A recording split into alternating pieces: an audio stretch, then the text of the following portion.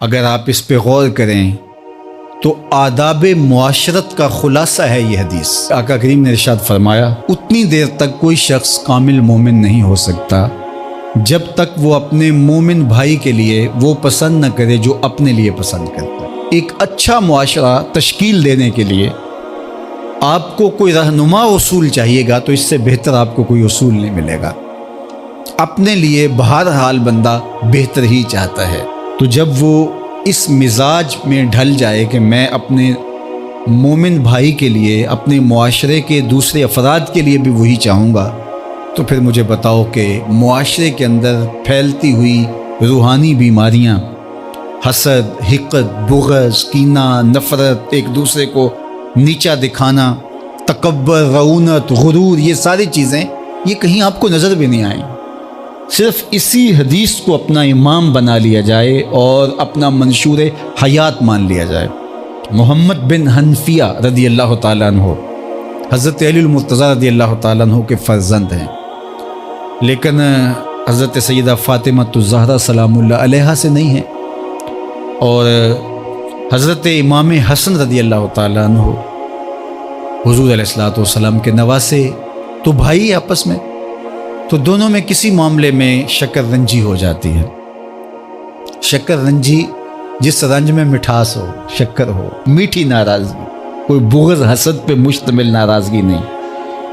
تو حضرت محمد بن حنفیہ ایک دن بیٹھے تو سوچا کہ وہ میرے عمر میں بھی بڑے بھائی ہیں، اور پھر دوسری بات یہ ہے کہ وہ رسول خدا کی بیٹی کے بیٹے ہیں، ان کا یہ اعزاز ہے، بہرحال مجھے تو یہ اعزاز نہیں ہے، پھر جوانان جنت کے سردار بھی ہیں، تو میں ان سے ناراض ہوں،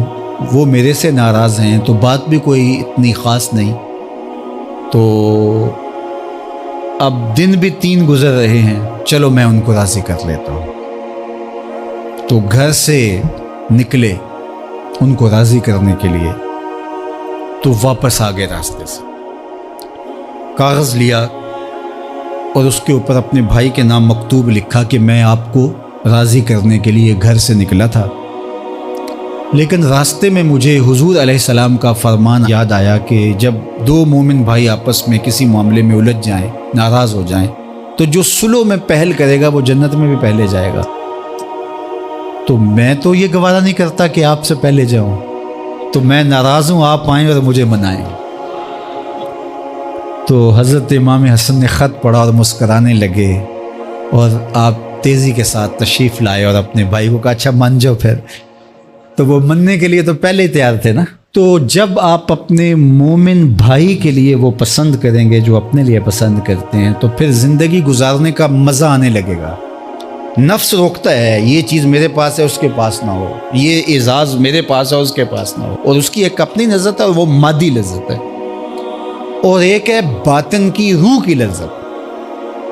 تو روح کی لذت نفس کی لذت سے کہیں زیادہ اور کہیں دیر پا اور کہیں مختلف ہے۔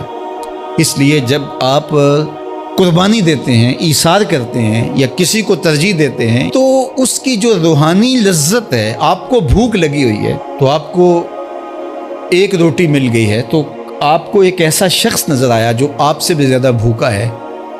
اور آپ کسی نمائش کے لیے نہیں، محض اللہ کے رضا کے لیے اس کو روٹی دے کر کے دیکھیں، خود بھوک کاٹ کے دیکھیں، وہ مرغن کھانوں میں سرور نہیں آئے گا جو اس بھوک میں لطف آپ کو آئے گا۔ تو حضور علیہ السلام کا یہ فرمان اپنے عمل کا حصہ بنا لیں، اور اپنے بھائیوں سے، جو خونی رشتے سے جڑے ہوئے بھائی ہیں، وہاں سے شروع ہو کر کے پورے معاشرے کے اندر اس کا عملی نفاذ کریں۔ آپ کو اتنا سرور آئے گا اور باطن میں اتنا نور آئے گا، اور اس قدر معاشرے میں خوبصورتی کی بنیاد پڑے گی۔ اور اگر ہم آج اس حدیث کو اپنے لیے خضر راہ بنا لیں تو یہ اس پہ عمل کرنا کوئی مشکل نہیں ہے۔ یہ آپ ابھی سے جب اٹھیں گے تو اپنے ساتھ والے کو ترجیح دے دیں گے کہ پہلے یہ گزر جائے، تو ابھی سے شروع ہو جائے گا یہ کام۔ تو یہ آپ گھر میں اپنے بچوں کے ساتھ، اپنی بیوی کے ساتھ، روزمرہ کی زندگی میں جہاں ملازمت کر رہے ہیں، کاروبار کر رہے ہیں، جن دوستوں کے ساتھ کھیل رہے ہیں حتیٰ کہ، تو یہ وہ چیز ہے کہ اس کا آغاز عمل سے پہلے سوچوں سے شروع ہو جاتا ہے کہ آپ کسی کے لیے اچھا سوچنا شروع کر دیں. جو اپنے لیے سوچتے ہیں وہ اپنے بھائی کے لیے بھی سوچیں. ہمارے بزرگ فرمایا کرتے تھے کہ کسی کے ساتھ دوستی کا ایک حق یہ بھی ہے کہ اس کی آخرت کے لیے سوچا جائے کہ یہ میرا دوست ہے تو دنیا میں میرے ساتھ ہے تو حشر میں بھی جنت میں میرے ساتھ ہو. تو اس کی ہدایت کے لیے اگر نماز نہیں پڑھتا تو اس کو نماز کی طرف لے کر آئیں. اگر اس کے معاملات کے اندر خرابیاں ہیں تو ان کو دور کرنے کی کوشش کریں اور اس کو آہستہ آہستہ اچھائی کا خوگر بنا لیں.